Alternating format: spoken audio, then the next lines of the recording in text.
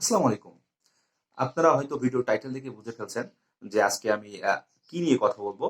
তো আপনারা যারা উচ্চশিক্ষার জন্য রোমানিয়াকে বেছে নিয়েছেন বা রোমানিয়াতে যাওয়ার কথা ভাবছেন, তো আজকের ভিডিওটা তাদের জন্য খুবই হেল্পফুল এবং ইনফরমেশন মূলক হতে যাচ্ছে। তো যারা আমার ভিডিও নতুন দেখছেন, তো তাদের উদ্দেশ্যে বলছি, আমি আবু হাসনাত। তো আজকে আমি আরেকটি নতুন স্কলারশিপের প্রসেস নিয়ে হাজির হয়েছি। তো স্কলারশিপটা হলো রোমানিয়ান গভট স্কলারশিপ। তো এই স্কলারশিপটা অনার্স, মাস্টার্স এবং পিএইচডির ক্ষেত্রে অফার হয়ে থাকে। তো আজকের এই ভিডিওতে আমি এই স্কলারশিপের বেনিফিটস এবং এই স্কলারশিপে আবেদন করার জন্য কি কি ডকুমেন্টসের প্রয়োজন হয় এবং সর্বশেষ এই স্কলারশিপটি বা আপনি কিভাবে আবেদন করবেন, এই সমস্ত বিষয়গুলো এই ভিডিওতে তুলে ধরবো। তো বন্ধুরা, আশা করি ভিডিওটা আপনারা সবাই শেষ পর্যন্ত দেখবেন। তো ভিডিওর মূল টপিকে যাওয়ার আগে আমি একটু বলে নিচ্ছি যে রোমানিয়া কিন্তু সেনজেন কান্ট্রি না। তো আপনারা যারা সেনজেন কান্ট্রিতে যেতে চাচ্ছেন তারা রোমানিয়াতে অ্যাপ্লাই করার আগে অবশ্যই খেয়াল করে রাখবেন যে রোমানিয়া সেনজেন কান্ট্রি কিনা। তো আপনারা যারা সেনজেন কান্ট্রিতে যেতে চাচ্ছেন বা আমরা বর্তমানে সবাই সেনজেন কান্ট্রির দিকে ঝুঁকছি, কারণ সেনজেন কান্ট্রিতে অনেক সুযোগ সুবিধা দেওয়া হয়ে থাকে। সেটা আসলে এই ভিডিওতে বলে শেষ করা যাবে না। তো আমরা ভিডিওর মূল টপিকে চলে যাই। তো শুরুতেই এই স্কলারশিপের বেনিফিটস নিয়ে আমরা আলোচনা করি। তো পয়েন্ট নাম্বার ওয়ান, আপনি যদি এই স্কলারশিপটা পেয়ে যান তাহলে আপনার কোনো টিউশন ফি দেওয়া লাগবে না, অর্থাৎ আপনি ফ্রিতে পড়াশোনা করতে পারছেন। ২ নাম্বার হলো, এই স্কলারশিপে আপনার অ্যাকোমোডেশন কাভার করবে, অর্থাৎ আপনার অ্যাকোমোডেশন নিয়ে কোনো চিন্তা করতে হবে না। ৩ নাম্বার হলো, আপনার হেলথ ইন্স্যুরেন্স কাভার করা থাকবে। ৪ নাম্বার হলো, অন্য অন্য সরকারি স্কলারশিপের মতো আপনি এই স্কলারশিপটিতেও মান্থলি একটা স্টাইপেন্ড পাবেন। সেটা অন্য স্কলারশিপে থেকে একটু কম পাবেন। যেমন আপনি যদি অনার্সে স্কলারশিপটা পেয়ে যান তাহলে আপনার মান্থলি স্টাইপেন্ড আসবে ৬৫ ইউরো। সেটা বাংলা টাকায় ৭,০০০ টাকার মতো। আর যদি মাস্টার্সে পেয়ে যান তাহলে আপনি ৭৫ ইউরো পাবেন। সেটা বাংলা টাকায় আপনার ৮,০০০ টাকার মতো হয়ে থাকে।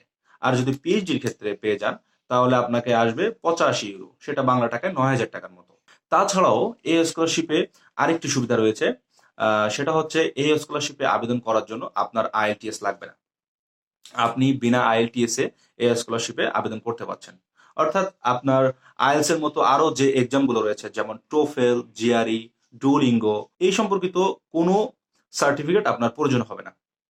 এখন আসি এই স্কলারশিপের ব্যাড সাইড নিয়ে। তো ব্যাড সাইড বলতে গেলে এখানে অবশ্যই বলতে হবে, যদি আপনি অনার্স এবং মাস্টার্স এর ক্ষেত্রে এই স্কলারশিপটি পেয়ে যান তাহলে আপনাকে পড়াশোনা করতে হবে রোমানিয়ান ল্যাঙ্গুয়েজে।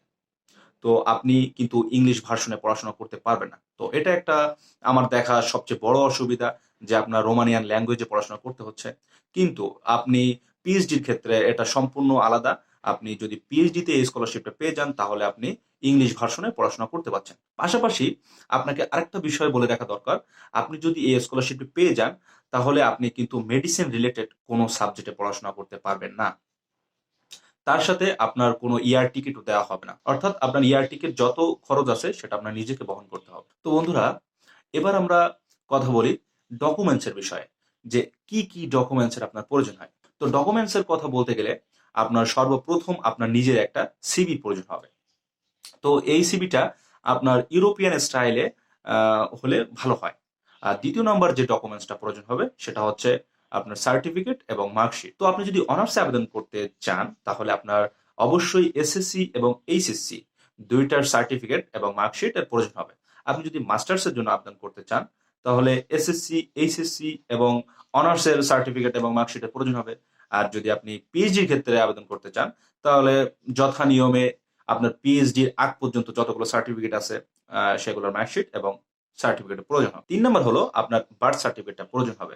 তো আপনার এই জন্ম নিবন্ধন কার্ডটা অবশ্যই ইংলিশে ট্রান্সলেট করে নিবেন, তাহলে আপনার সুবিধা হবে অ্যাপ্লাই করার সময়।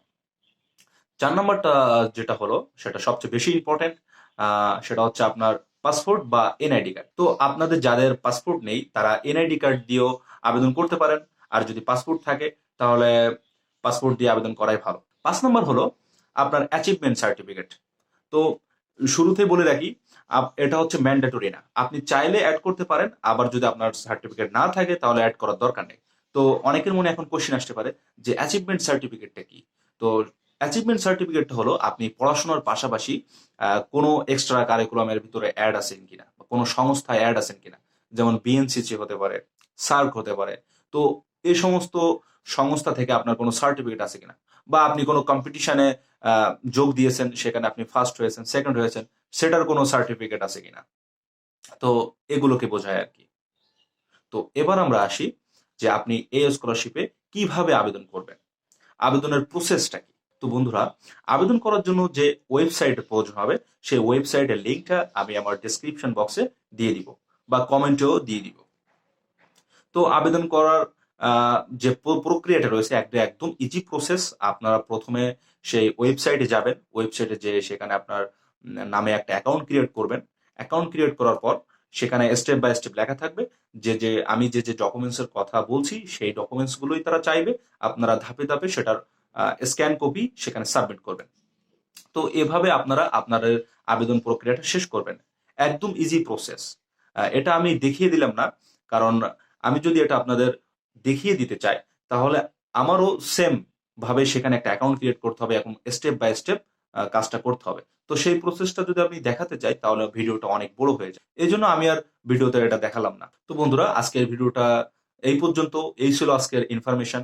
তো আপনারা যারা এরকম অ্যাব্রোড রিলেটেড কোনো ইনফরমেশন মূলক ভিডিও পেতে চান তাহলে আমার চ্যানেলটাকে অবশ্যই ফলো দিতে পারেন, এবং ইউটিউব থেকে দেখে থাকলে অবশ্যই সাবস্ক্রাইব করতে পারেন। সবাই ভালো থাকবেন। আল্লাহ হাফেজ।